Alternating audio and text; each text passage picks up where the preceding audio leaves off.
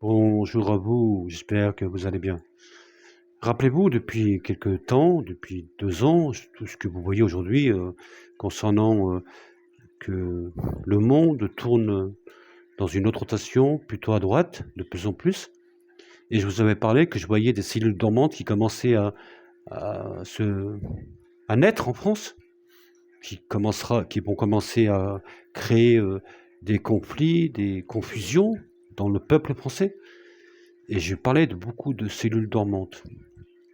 Et il s'avère que je viens d'entendre que déjà ça commence, sur Paris, 6-7 personnes de l'extrême droite ont d lynché un monsieur, un jeune, dans une cour, je crois d'une association turque pour les immigrés, je sais pas quoi, ce genre de truc, et ça a été violent en fait. Et on voit qu'il y a des cellules dormantes qui commencent à prendre de l'ampleur en France. Et alors, parce que voilà, c'est compliqué aujourd'hui. Donc il y a beaucoup de confusion. Et donc des gens rentrent dans cette violence. Et j'en ai parlé des cellules dormantes. Et ça commence là. Déjà, ils ont commencé hier à foutre, voilà, à essayer de se venger de je sais pas de quoi, mais de faire des. Ah, ils ont défoncé ce jeune homme qui était dans cette cour. Et puis l'association, ils ont été menacés, je crois, il y a eu de la violence quand même. Donc on voit bien que ça commence on rentre dans dans un début peut-être d'une, je vais pas vous faire peur, mais je sais pas, je me dirais peut-être qu'on arriverait peut-être à une guerre civile un jour, en fait. Jusqu'à maintenant, mes ressentis, c'est pas pour me dire que je suis le meilleur, parce que je suis rien du tout, moi. Il y a des gens plus forts que moi, et heureusement. On est toujours petit être du monde. Mais mes ressentis ont une certaine vérité depuis 2 ans et demi. Ouais, une certaine vérité. Et c'est ça qui m'emmène à vous dire que il y aura de plus en plus d'attaques et que ça va diviser et que je sais pas si on n'aura pas une guerre civile à un moment. Parce que le monde il change en fait. Les peuples. Alors cette révolution, cette guerre civile, vous la prenez peu importe comment on pourrait la nommer, je pense qu'à un moment,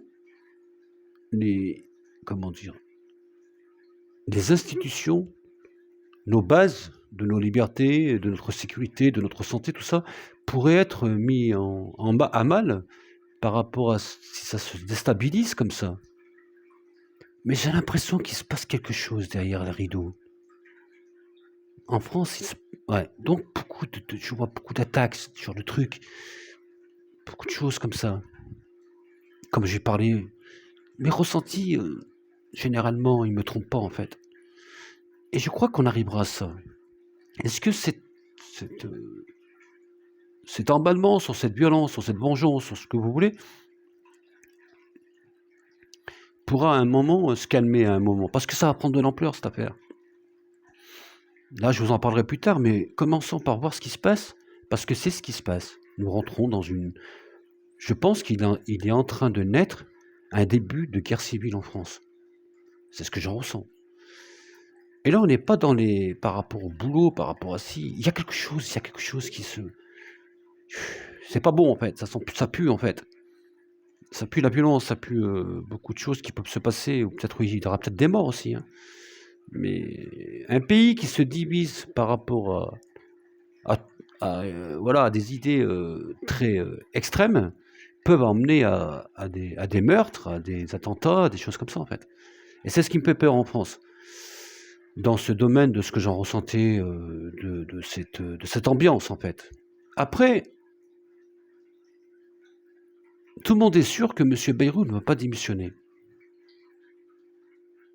En tout cas, il ne sera pas censuré ou démissionné. Parce que tout le monde attend juillet pour la dissolution.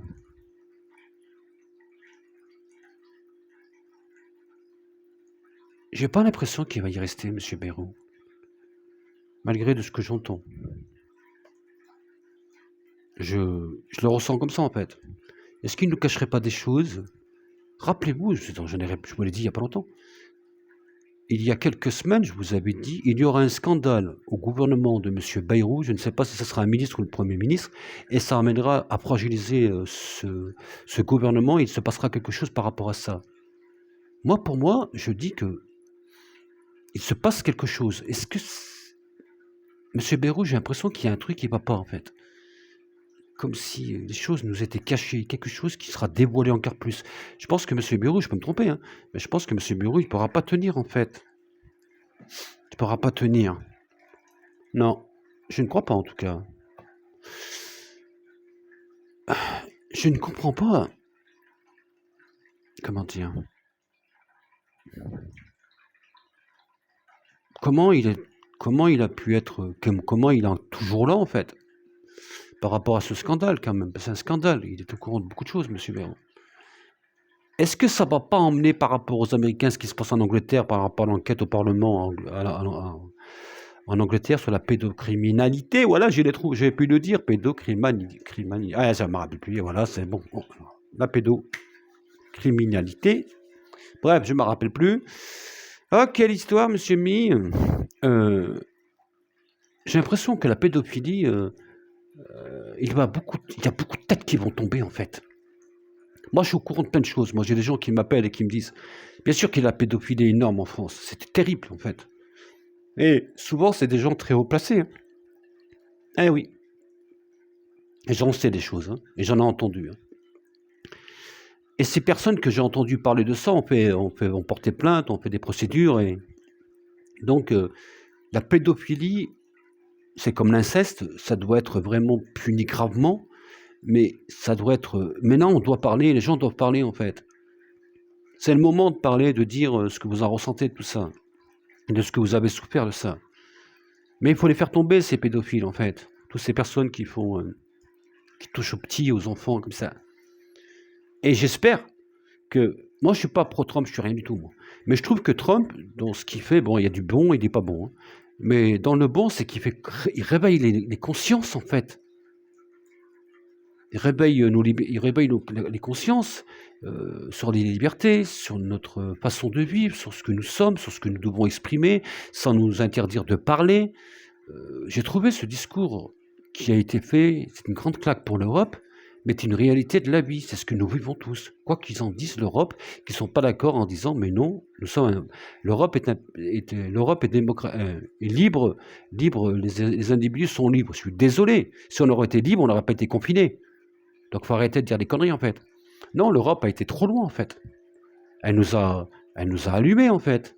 Et donc, moi, je vous garantis, et que je le sens comme ça, j'avais dit quand Trump sera président, il va faire bousculer les lignes de pire en pire, et on arrivera à un changement. Et je me dis que ce changement, autant dans nos libertés, autant dans la pédophilie, autant dans plein de choses, qu'il y a beaucoup de gens qui vont tomber. Je pense que dans les pouvoirs, peu importe lesquels, peu importe les corps de métier, ou en politique, ou ailleurs, en France, il y a des gens, autant dans le petit peuple, hein, mais plus dans le grand peuple, hein, mais sur la pédophilie, c'est plutôt des cellules organisées, en fait.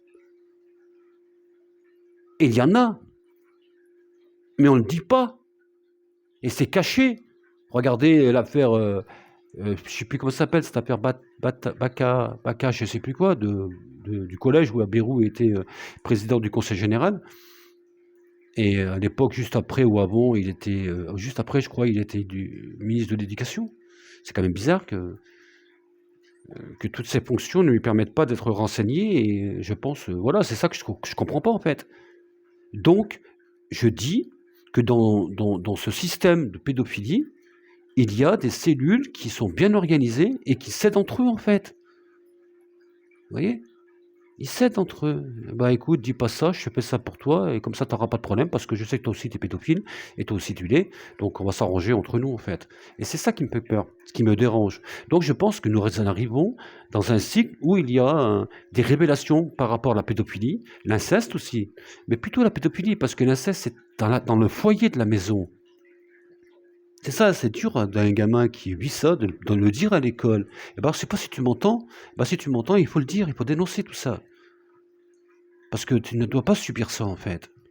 Et puis sur la pédocriminalité, ah merde, à chaque fois ça m'embrouille. Je pense que nous aurons des scandales. Et je l'espère en tout cas. Que tous ces gens, peu importe qui sont ces gens, mais que tous ces gens-là tombent. Et qu'on parte sur un monde propre, un monde plus respectueux des êtres, des enfants.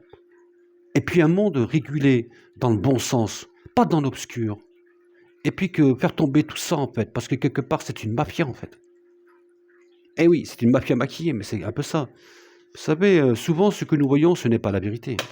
Il faut plutôt creuser, voir dans la carie, qu'est-ce qui se passe, hein, creuser, et souvent c'est compliqué en fait. Mais voilà ce que j'en ressens de ce monde de dingue, c'est juste un moment comme ça, de ce que j'en ressens. Après, je voudrais vous dire aussi, je suis toujours pour Émile dans mon esprit. Émile, j'en ai beaucoup parlé. J'ai précisé des choses très très précises pour Émile, moi. Et vous le savez tous, si vous regardez mes vidéos, hein. J'ai toujours été persuadé qu'Émile était en haut du Vernet, tout le temps. Entre la rivière et terre. C'est où il a été retrouvé. Hein. Et donc, j'ai une certaine communication, pas avec lui directement, plutôt une vibration, qui m'avait donné cette vérité du haut du Vernet. Et à chaque fois que j'en parle, j'ai toujours le petit et 3 personnes derrière. Pourquoi? Qu'est-ce que ça veut dire? Pour moi, Émile, on doit avoir des résultats. Je ne comprends pas ce qui se passe, ce silence. Il y a trop de silence par rapport à l'affaire Émile. Trop de silence. Il y a quelque chose derrière ça. Je pense que la police en sait beaucoup, mais qu'ils attendent le bon moment. Voilà, c'était tout ce que je ressens aujourd'hui. Mais en même temps, je voudrais vous dire que gardez toujours la patate, croyez en vos vérités. Et puis, je ne dis pas que j'ai la bonne parole. Moi aussi, des moments, j'ai des baisses, bien sûr. Mais on doit toujours regarder la vie, en fait. Quoi qu'il arrive dans ce monde de dingue, on doit toujours rêver, on doit toujours projeter si on peut faire. Après, il y a des gens qui ne peuvent pas, ou qui n'ont plus le goût de faire. Mais si vous n'avez plus le goût de faire, moi, je ne peux rien faire pour vous. Vous devez vraiment vous stimuler, vous devez vraiment vous bousculer, vous devez vraiment sortir de ce tiroir, en fait. Parce que si vous ne le faites pas, je ne pourrai pas le faire à votre place. Mais après, je peux vous accompagner, essayer de vous guider dans des choses de vie, toujours avec l'amour et la bienveillance et le respect, vous me connaissez tous. Voilà, c'était tout ça que je voulais vous dire. Prenez soin de vous, gardez la patate. Il fait beau aujourd'hui, bientôt le printemps, quelle histoire. On va s'emporter, se bousculer dehors, on fera des vidéos. Ah, j'aime bien ça. Bon, allez, bisous, bisous.